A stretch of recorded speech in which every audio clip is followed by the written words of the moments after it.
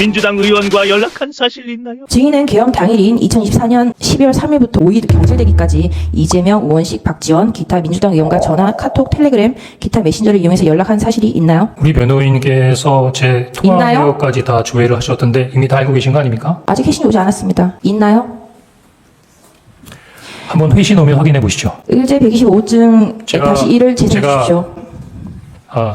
저기 변호인님, 제가 피의자로서 검사에게 조사받는 거 아니지 않습니까? 지금 증인이잖아요. 네, 죄송합니다. 지금 무슨 얘기를 네. 하려고 그러냐면 저는 사실은 준엄한 헌법재판소에서 증인으로 호출하셔서 당연히 국민의 의무로 의견 겁니다. 저 지금 공직자가 아니고 무직인 개인입니다. 그런 상태에서 재생해 주시죠. 시간이 갑니다.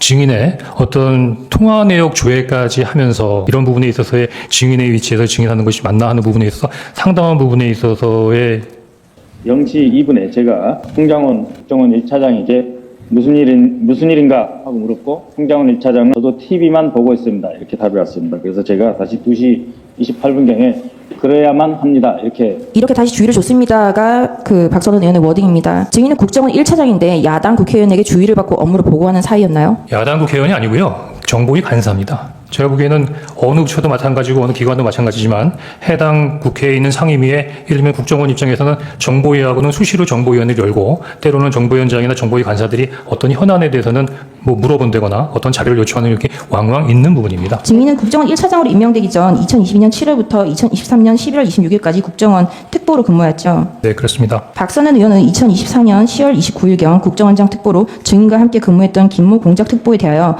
대북 공작비 예산을 유용했다는 의혹으로 고발하겠다고 했죠. 예. 이때 증인도 김모 특보와 같이 공작금 유용 의혹으로 박선원 의원에게 약정을 잡혀 있었던 것 아닌가요?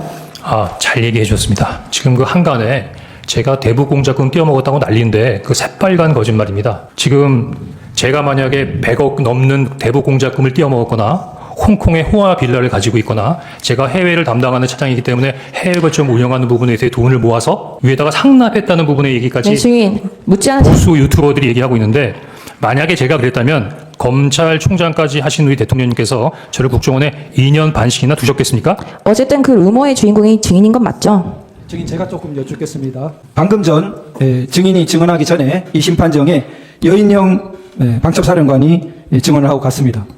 여인영 방첩사령관이 문제된 그 증인의 메모를 여기 화상기에 띄우고 오면서 똑똑히 이것은 기본 사실이 아니다라고 이렇게 증언을 했습니다. 그리고 그 여인영 증인은 대통령으로부터 체포 지시를 받은 적이 없고 대통령으로부터 대통령이 체포 명단을 말한 적이 없다라고 증언했습니다. 어떤가요?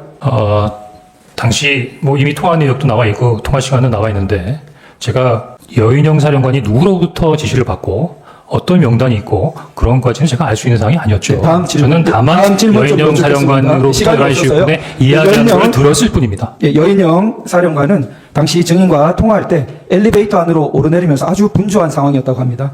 명단을 말할 객관적인 상황 자체가 되지 않는 것 같은데요. 방첩사 간부들도 체포 명단 이야기가 나온 적이 없다고 합니다. 그리고 증인의 체포 명단을 보면 아주 다양한 사람들이 기재되어 있는데 널리 알려져 있듯이 방첩사가 출동한 것은 단 두 방향, 국회와 선관위 관련뿐입니다. 증인이 명단에 열거한 그 수많은 사람들이 국회와 선관위 방향과 연결된다고 말할 수 있나요? 아니요. 저는 뭐 특별한 연관성을 갖고 한 게 아니라 여인영 사령관이 불러준 명단을 받은 거고요. 그럼 우리 변호인께서는 그 10명, 10여 명의 명단을 제가 지원했다고 생각하시는 겁니까? 네. 제가 12월 6일만 하더라도 제가 한 부분에 대해서 많은 의혹을 제기했지만 지금 제가 방첩사에서 똑같은 명단이 확인됐다고 언론에 나왔던데요. 다음 질문하겠습니다. 네. 증인은 지난번 국조특위에서 김성훈 경호차장 만난 사실 있죠? 김성훈 경호차장 만난 적 있죠. 같이 그때 출석하 있는 증인으로 같이 있었습니다. 그때 김성훈 경호차장이 증인한테 이제 거짓말 좀 그만하시죠. 이렇게 물어보니까 증인이 미안하다, 가른말을 잘못 탔다 이렇게 대답한 적 있죠? 새빨간 거짓말입니다. 김성훈 경호차장이 저한테 뭐라 그랬냐면 좀 그만하시죠.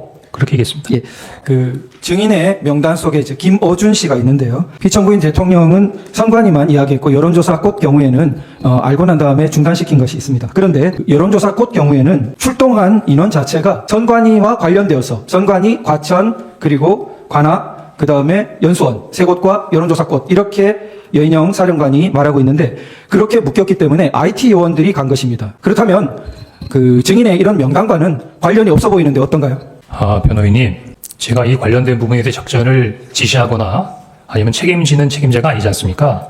다만 도와줘라 라고 하는 말씀을 듣고 뭘 도와줄 건가를 물어보기 위해서 전화를 했고, 그때 그 여인영 사령으로부터 들은 이야기를 그냥 전하는 겁니다. 그게 옳은지 그른지도 제가 판단할 수 있는 부분이 아니고 그냥 들은 이야기를 전하는 겁니다.